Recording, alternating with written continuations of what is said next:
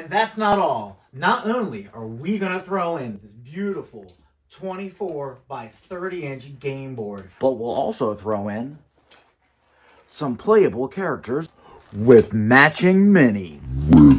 Matching minis.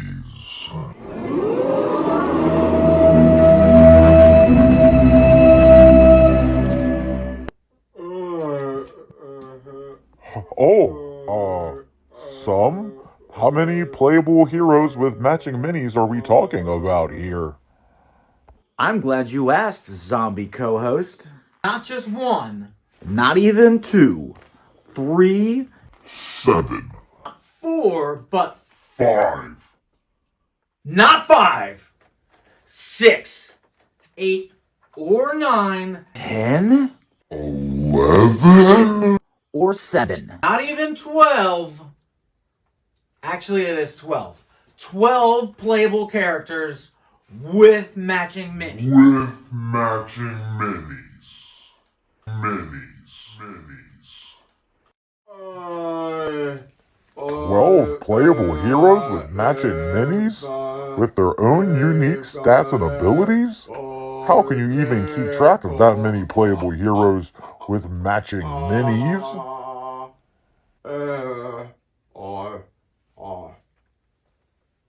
Glad you asked, zombie co-host.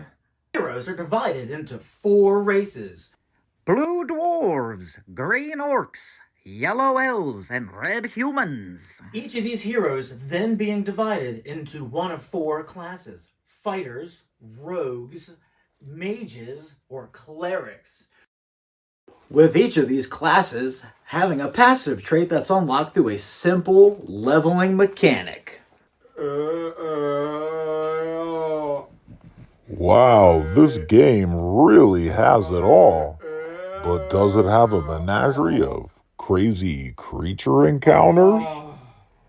Creatures, you say? There are 41 different creatures to fight in different quantities based on their difficulty. Creatures make up 2/3 of the encounter deck. Other encounters include world events, wow, space events, and permanent space events. Ooh. Check out my deck!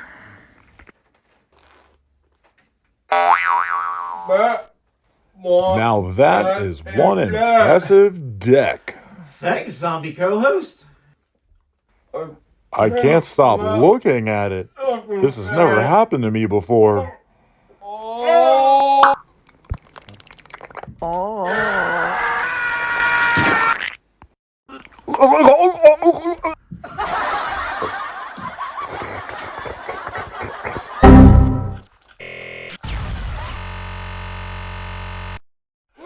Uh-oh. Oh. Delicious. Anywho, you just survived these dystopian encounters by gearing up from the loot deck. Loot deck. There's 2 of them.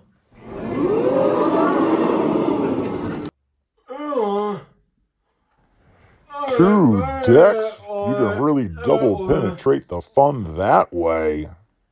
Like my mom used to say, why have one deck in your hand when you can have 2? In the loot deck, you'll find plenty of weapons. Wow.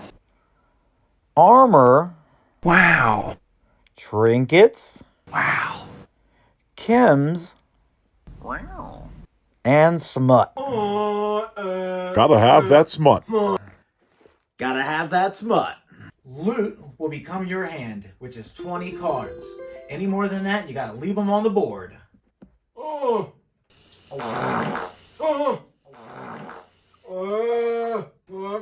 Fart? But you can change that number depending on how you want to play.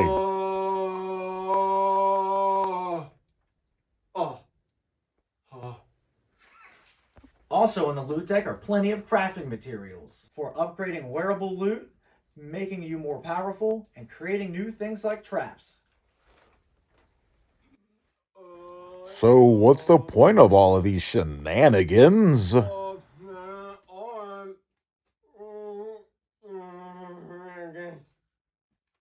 Well, the goal is to fight a unique boss and get his treasure.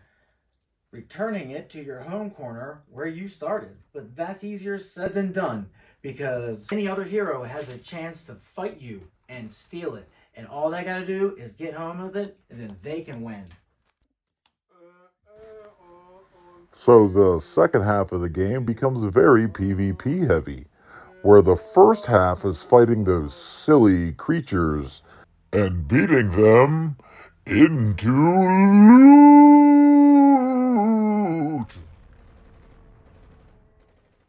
You smell mozzarella sticks?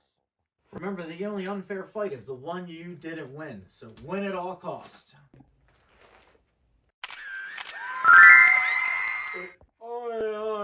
Dystopian Knights is fun for the whole family, but don't take my word on it. It's more fun than taking a dope. That's right, Timmy. It's not just random dice rolls. There's a lot of strategy to this game. You really gotta use your brains. Did you say brains? Zombie co-host, no! Brains.